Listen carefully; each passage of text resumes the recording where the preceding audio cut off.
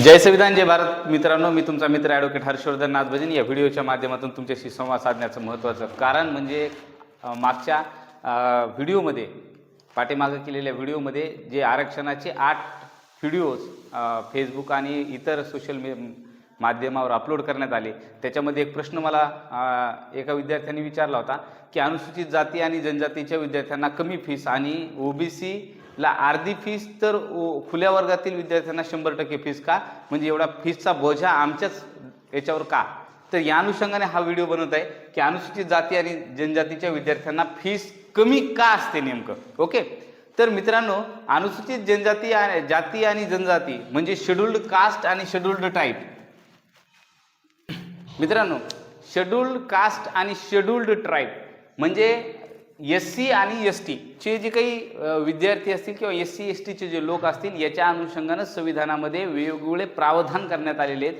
त्यांना सिक्युरिटी संविधानातून बहाल करण्यात आलेली आहे आणि त्याच्या पाठीमागचं महत्त्वाचं कारण हे होतं की या भारतातली असलेली जातीय व्यवस्था आणि अस्पृश्यता. तर खरं जर बघितलं तर हे SC आणि STचे दोन्ही लोक अस्पृश्य आहेत, यांना स्पर्श नव्हता आणि म्हणून मग यांचं अपलिफ्टमेंट करावं. जे शाहू महाराजांनी सांगितलं होतं की अपलिफ्टमेंट गरजेचं आहे, ते अपलिफ्टमेंट करावं म्हणजे ह्यांना समपातळीवर आणण्यासाठी, या लेवलपासून या लेवलपर्यंत असं समपातळीवर आणण्यासाठी विशेष असं प्रावधान करण्यात आलं होतं. आणि मग त्या प्रावधानाच्या माध्यमातून वेगवेगळे प्रावधान, जसं रिझर्वेशन एक त्यांना अपलिफ्टमेंट करण्यासाठी केलेलं प्रावधान आहे, असे अलग अलग पद्धतीचे प्रावधान त्यांच्यासाठी करण्यात आले होते, जेणेकरून त्यांना मुख्य प्रवाहात आणता येईल सोसायटीच्या. जे की गावाबाहेर अस्पृश्य लोक होते, याचा स्पर्शही चालत नव्हता, मग अशा रोजगाराच्या संधी नव्हत्या. आणि मग भारतीय संविधान लागू झाल्यानंतर त्यांना इतक्या लेवलला आणण्यासाठी, या लेवलपासून या लेवलपर्यंत आणण्यासाठी हे वेगवेगळे प्रावधान करण्यात आले. आणि मग या प्रावधानामधले एक प्रावधान रिझर्वेशन सुद्धा होतं. पण केवळ आणि केवळ रिझर्वेशन हेच प्रावधानामुळे ते इथपर्यंत येतील असं नाही, तर त्यांच्यासाठी काही आणखीन खास तरतुदी करण्यात आल्या. आणि त्या तरतुदीमध्ये एक तरतूद होती आर्टिकल 46 ऑफ इंडियन कॉन्स्टिट्यूशन. त्यांच्यासाठीची एक आणखी तरतूद होती, ती म्हणजे article 46 of Indian Constitution. Article 46 Indian कॉन्स्टिट्यूशनचं काय सांगतं मी तुम्हाला एकदा वाचून दाखवतो, तुमच्या लक्षात येईल. The state shawl promote with a special care. शब्द लक्षात घ्या, स्पेशल केअर म्हणता येते. Special care in education and economic interest of weaker section of people and in particular of scheduled caste and scheduled tribe and shall protect them from social injustice. Special care, state shall promote with a special care. कशामध्ये? Education and economic, ह्या दोन गोष्टीमध्ये, education शिक्षणामध्ये आणि इकॉनॉमिक्समध्ये special care घेऊन हे निर्णय शासनाने घेतला पाहिजे. याच्यासाठी आर्टिकल 46 होता आणि याच्यामधून तरतूद करण्यात आली, आर्थिक तरतूद करण्यात आली. आणि ही आर्थिक तरतूद केल्यामुळं यांना एज्युकेशनमध्ये आणि इकॉनॉमी अपलिफ्ट करण्यासाठी वेगवेगळे रोजगाराच्या संधी उपलब्ध केल्या. त्याचबरोबर सोसायटीमध्ये प्रमुख स्थान, म्हणजे त्यांना इनजस्टिस होणार नाही यासाठी गावामध्ये आणण्यासाठी मग वेगवेगळ्या शासकीय योजना, जसं की आता घरकुल योजना वगैरे असते, ह्या अशा वेगवेगळ्या योजना आणून त्यांची इकॉनॉमिक ग्रोथ वाढवल्या गेली, इकॉनॉमिक लेवल वाढवल्या गेली आणि एज्युकेशनमध्ये त्यांचा टक्का वाढवल्या गेला. याच्यासाठी आर्थिक तरतूद बजेटमध्ये करण्यात आली. आता ही बजेटमध्ये प्रत्येक, ज्याला आपण युनियन बजेट म्हणतो, युनियन राष्ट्राचं बजेट, हे राष्ट्राच्या बजेटमध्ये आर्टिकल 46 मुळे यांच्यासाठी स्पेशल तरतूद करण्यात आली. आणि हे युनियन बजेटमध्ये जी तरतूद करण्यात आली ते एकूण बजेटच्या 3% खर्च हा SC आणि ST वर करण्यात यावा असं आर्टिकल 46 नुसार गृहीत धरलं गेलं. आणि युनियन बजेटमध्ये स्पेशल केअर करण्यात आली यांच्या एज्युकेशनसाठी आणि इकॉनॉमिकल अपलिफ्टमेंटसाठी. आणि महत्त्वाचं म्हणजे हे दोन्ही शेड्यूल कास्ट आणि शेड्यूल ट्राईब यांची लोकसंख्या ठरलेली होती, म्हणजे यांच्या लोकसंख्येचं प्रमाण जे आहे शेड्यूल कास्ट आणि शेड्यूल ट्राईबचं, तर लोकसंख्येचं प्रमाण ठरलेलं आहे.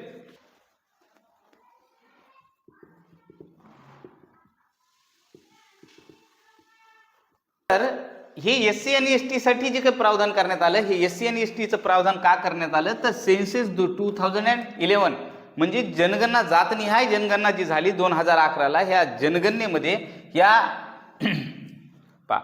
हे जे SC आणि STचं जे प्रावधान करण्यात आलं की आर्थिक ते एज्युकेशन आणि इकॉनॉमिक अपलिफ्टमेंटसाठी जी आर्थिक तरतूद करण्यात आली ही कशाच्या आधारावर करण्यात आली, तर त्यांची जनगणना होते जी जनगणना 2011ला झाली.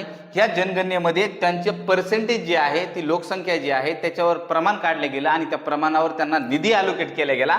आता ते प्रमाण निघालं 16.6% SCचं आणि STचं प्रमाण आहे 2011च्या जनगणनेनुसार 8.6%.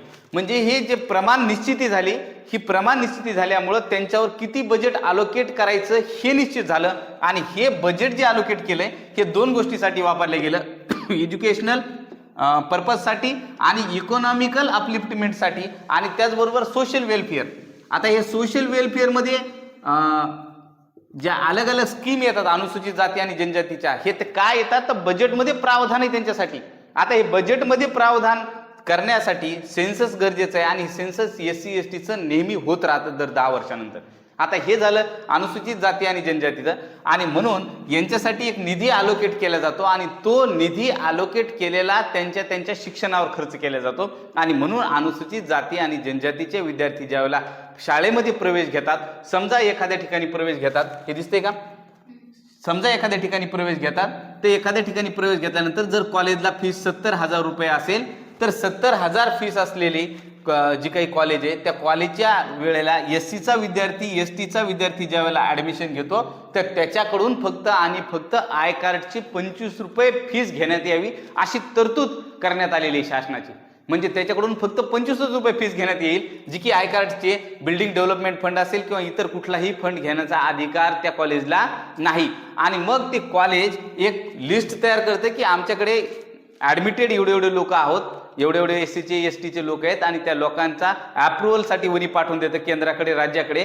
ज्यावेळेला राज्य शासनाचा हा जो निधी आहे हा आर्थिक तरतूद जी केली युनियन बजेटमध्ये हा निधी त्या विद्यार्थ्याच्या फीससाठी मग खर्च केला जातो आणि त्या विद्यार्थ्याची सगळी फीस समजा 70,000 रुपये फीस ही शासन डायरेक्ट त्या कॉलेजच्या खात्यात पाठवून देतं. याचा अर्थ त्या कॉलेजची जी फीस आहे ती 70ला 70,000 SC STच्या विद्यार्थ्यांनी भरली का, कारण त्याने जी फीस भरली ही शासनाची लायबिलिटी आहे की त्याची फीस भरणे. गव्हर्नमेंटच्या युनियन बजेटमध्ये तशी तरतूद आहे आणि म्हणून ती लायबिलिटी असल्यामुळे गव्हर्नमेंट त्यांची फीस भरते. ओपनचा कॅन्डिडेट काय करतो, खिशातून काढून भरतो, तर SC STच्या कॅन्डिडेटची फीस शासन आणून भरतं आणि म्हणून SC STच्या कॅन्डिडेटला सुद्धा तेवढीच फीस आहे जेवढी ओपन कॅटेगरीच्या विद्यार्थ्याला आहे. मात्र ओपन कॅटेगरीचा विद्यार्थी खिशातून काढून भरतो तर अनुसूचित जाती आणि जमातीचा विद्यार्थ्याची फीस ही शासन भरतं, कारण तशी ती लायबिलिटी आहे.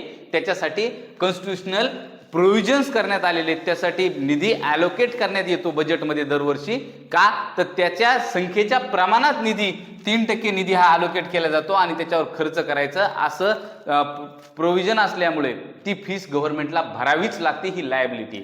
एवढंच नाही तर SC STचा जो विद्यार्थी SC STच्या विद्यार्थ्याला राहण्यासाठी जिल्हा स्तरावर बघा सोशल वेलफेअरमध्ये जिल्हा स्तरावर हॉस्टेल्स बांधलेले गव्हर्नमेंटने, सामाजिक न्याय विभागाच्या वतीनं त्यांच्यासाठी हॉस्टेल आहेत. कारण हा निधी खर्च कुठं करणार, तर हा निधी शिक्षणावर, हॉस्टेलवर आणि छात्रवास स्कॉलरशिपवर खर्च करावा लागतो. त्याचबरोबर त्या विद्यार्थ्याला आणखीन काय काय लागत असेल तर ते देणं सगळी गव्हर्नमेंटची लायबिलिटी आहे आणि म्हणून शिक्षणावर खर्च करत असताना त्या विद्यार्थ्याची फीस भरणे, त्या विद्यार्थ्यासाठी हॉस्टेलची सुविधा करणे आणि त्या विद्यार्थ्यासाठी शिष्यवृत्ती, आता शिष्यवृत्ती नाही म्हणता येणार, त्या योजनेचं नाव स्वाधार झाले, तर हे स्वाधार योजनेमध्ये स्कॉलरशिप ह्या अशा 3 गोष्टीवर या ठिकाणी एज्युकेशनसाठी ते बजेटमधला निधी घेतला जातो आणि खर्च केला जातो. त्याचबरोबर इकॉनॉमिक डेव्हलपमेंट करण्यासाठी SC STच्या लोकांसाठी इकॉनॉमिक ग्रोथ आणि डेव्हलपमेंट करण्यासाठी वेगवेगळ्या योजना आणल्या जातात, त्यांना रोजगाराच्या संधी उपलब्ध व्हाव्यात म्हणून. आणि तिसरं सोशल वेलफेअरमधून मग ते तुम्ही पाहत असाल रमाई घरकुल योजना असेल किंवा आणखीन काही असेल तर अशा गोष्टीचं प्रावधान केलं जातं. मग आता नेमका किती निधी अलोकेट करायचा असतो तर 3% असतो, परंतु मागच्या बजेटमध्ये नेमका SC आणि ST साठी किती निधी अलोकेट केला ते पण सांगणार आहे. परंतु हा 3% निधी खर्चावाच लागतो गव्हर्नमेंटला, हा नॉन रिफंडेबल आहे, हा परत वापस नाही जाणार आहे. जर समजा विद्यार्थ्यांनी ॲडमिशन घेतलं नाही किंवा मग तो विद्यार्थ्याचा निधी तसाच राहिला तर शासनाच्या खात्यात पडून राहतो, शासनाला तो ट्रान्सफर सुद्धा करता येत नाही. ते नॉन ट्रान्सफरेबल सुद्धा आहे, की म्हणजे विद्यार्थ्याचा निधी उचलला आणि शासन नाली बांधकामासाठी लावले असं करता येत नाही. स्पेशल भारतीय संविधानामध्ये तरतूद असल्यामुळे त्यांच्यावर खर्च होणारा निधी हा त्यांचाच हक्काचा असल्यामुळे तो इतर कोणत्याही कामाला वळवता येत नाही. आणि म्हणून अनुसूचित जाती आणि जनजातीच्या विद्यार्थ्याला कमी फीस असते, तर खुल्या आणि ओबीसी प्रवर्गाला जास्त फीस असते. कारण त्याच्यासाठी निधीचं ॲलोकेशन नाही आहे, त्यांच्यासाठी बजेटमध्ये निधी उपलब्ध करून दिलेला नाही आहे शासनानं. आणि का करून दिलेला नाही? त्यांची जनगणना नाही, आणि मग जनगणनाच नाही तर निधी कसा उपलब्ध होईल? आणि जर जनगणना झाली तर निधी ॲलोकेट होईल, आणि निधी ॲलोकेट झाला तर त्याही विद्यार्थ्याला तो निधी शिक्षणासाठी भेटेल, त्याच्यासाठी इकॉनॉमिक ग्रोथ डेव्हलपमेंट होण्यासाठी भेटेल, त्याचबरोबर त्यांच्याही सोशल वेलफेअरसाठी भेटेल.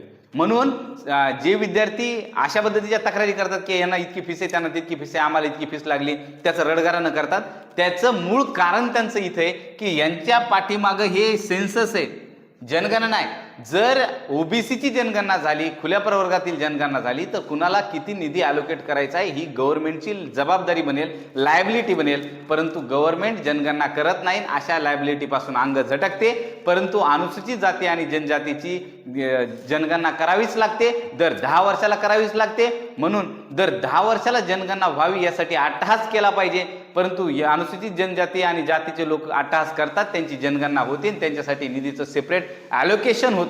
मात्र इतर कुठल्याही प्रवर्गासाठी निधीचं असं ॲलोकेशन एवढ्या मोठ्या प्रमाणात नाही. इतर कुठल्याहीसाठी म्हणजे खुल्या गटातली तर नाहीच नाही, परंतु ओबीसीसाठी सुद्धा कमी प्रमाणात निधी ॲलोकेट होतो, आणि मग तो इतर गोष्टीवर वळवला जातो. आता त्यामुळे ओबीसी आणि खुल्या प्रवर्गातील विद्यार्थ्यांनी ही फीस भरत असताना आपलंही जातनिहाय जनगणना होईल आणि बजेटमध्ये आपल्यासाठी प्रावधान होईल. जोपर्यंत बजेटमध्ये तुमच्यासाठी प्रावधान होणार नाही, तुमचा निधी कोण भरणार आहे? आणि म्हणून बजेटमध्ये प्रावधान झालं पाहिजे, याच्यासाठी जातनिहाय जनगणनेचा अट्टहास धरला पाहिजे. धन्यवाद.